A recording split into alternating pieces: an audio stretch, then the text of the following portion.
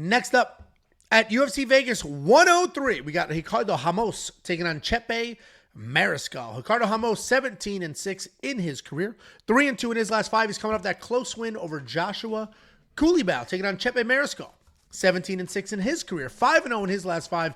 He is riding a 7-fight win streak. This is a really fun matchup between two very exciting guys for very different reasons. Ricardo Ramos is very dangerous. He's good everywhere, tall, rangy striker, but slick BJJ. He's got high kicks, spinning kicks, a great jab, solid leg kicks. If a fight hits the ground, he's always hunting for a submission.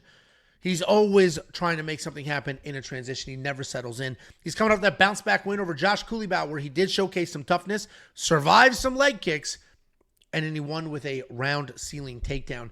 Taking on Chepe Mariscal. Chepe Mariscal can do all the things. He wrestled in college.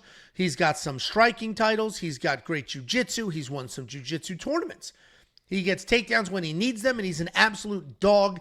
He's not like insanely dangerous, but he has that Marab pressure. He's got that forward pressure, nonstop pace. He just did it to Damon Jackson where Damon's a good grappler and didn't even have a second to breathe in that fight. And when we think about fighters with the nonstop pressure, the nonstop pace, the first one anybody will think of is Marab, and that should be the first person you think of. Yeah.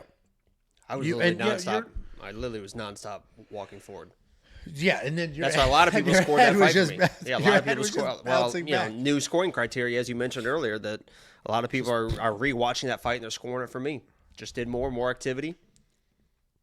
I'm happy to run it back live, and I just hate the whole freaking thing, and I will still run it back live. I couldn't do that. The shame in that. Bad. The shame in that. The second person you think of after Marab might be Chepe because he is very simple. He doesn't slow down. He doesn't get tired. It's just shot, shot, shot. Forward pressure. Tons of strikes. Lots of scrambles. I think he just dogs his way to a win here. Ricardo Ramos is dangerous. He's sneaky. But I think Chepe is just too good at all the things to get caught in a wild submission in a scramble. Certainly possible, but I think Chepe just literally dogs himself and forward pressures himself to a win. What do you think, Jakey boy? Tell me if you agree or disagree with this. I believe that Ricardo Ramos has to treat this like a one-round fight. I think he's got 5 minutes to get it done, and if he doesn't get it done in 5 minutes, I just don't think he's got a shot. Because I know he's kind of been trying to pace himself, and he came in that last fight against Coulibaly and did. I mean, he did pace himself because before he was getting too aggressive with the grappling early, jumped into a couple guillotines. He started to pace himself, working the striking. He ended up stumbling into the grappling, honestly, and I think in that first round or whatever, and that kind of took the gas out of Coulibaly. But if you're Ricardo, you got to treat this as a one-round fight because after the first round, Chepe, he's not going to lose those scrambles. He's not going to lose the striking. He's not going to lose the scrambles. He's going to be in your face. He's going to wear you down. But if you can get something going weird early, where you're dry, a weird scramble, you're a good grappler too. And if there's ever a situation where you're probably going to be able to find a whatever, it's going to be in a weird grappling scramble. You grab his back, you grab his neck, whatever it is. I don't think that's going to happen. I think that should be the game plan for Ricardo because if he just tries to pace himself, I'm just going to... By the time he's trying to do anything, Chepe is just going to be on him, and Chepe is not going to fucking stop. So I don't think that's going to happen. I think he comes in and tries to be the patient dude. I think it's going to be a mistake. Chepe's going to stay in his face. And once Chepe gets in your face, against a clinch, and if he gets on top of this guy, it's going to be fucking bad news. So I'm a big Chepe guy. Former lock of the week. I was a Chepe fan before anybody fucking else. I promise you that. I've been all over Chepe in all of his fights. I told you guys he's a fucking dog, and now he's getting the credit that he deserves. Minus 500. I honestly... When I was thinking about this fight, and I texted Anzo too, I was like, I'm going to wait for the odds because I think they're going to close because Ricardo Ramos is better than people think. Then I rewatched that Coulibaly fight, and I'm like, man, he was able to out. Yeah, he was able to outdog that shit versus Coulibaly, which was actually kind of surprising.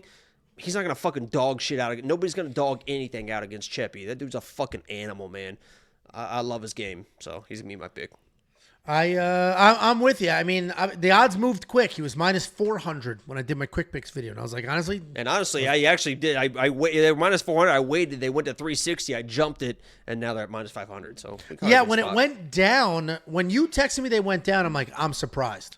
They were just minus 400. I think he should be. Yeah, it makes sense to me.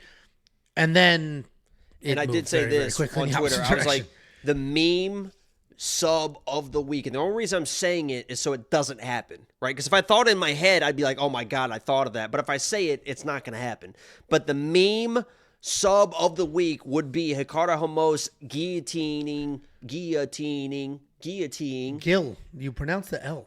Guillotine. Guillotine Chepe in the first round. Just because Ricardo lost those back-to-back fights by first round guillotine, it would be the meme sub of the week if Ricardo just randomly guillotined Chepe in the first round. But it's not going to happen because I said it. Well, it should be a really fun fight. Chepe's never in a boring fight. $9,400 in DraftKings Fantasy. If history tells us anything, is that he is worth that price tag. The guy moves forward, does whatever he wants to do over and over and over.